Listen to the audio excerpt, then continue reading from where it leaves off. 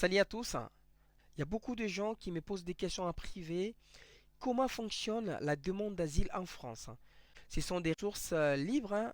Vous pouvez aller dans le site des OFRA, vous allez bien comprendre comment ça fonctionne. Mais dans cette vidéo, je vais vous expliquer les étapes à suivre pour que vous compreniez au moins comment ça fonctionne dans la totalité la demande d'asile.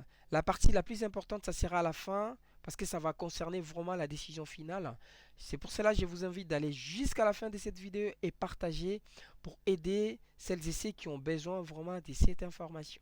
Pour commencer, quand vous arrivez en France et pour demander l'asile, vous devez se rapprocher des SPADA. SPADA, c'est la structure des premiers accueils pour les demandeurs d'asile.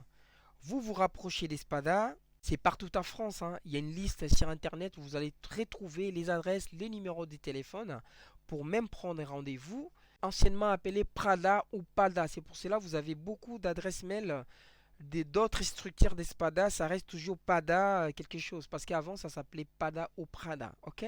Je vous conseille d'appeler ou d'envoyer un mail. Pourquoi? Parfois c'est par rendez-vous. Mais en se rendant dans votre rendez-vous en cette structure, c'est là où les choses commencent.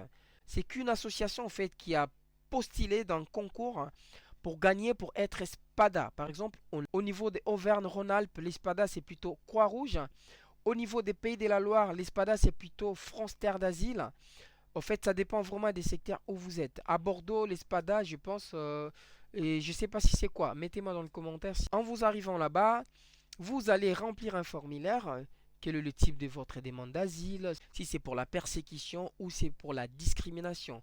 Est-ce que c'est par rapport à vos opinions politiques? C'est par rapport à une violence?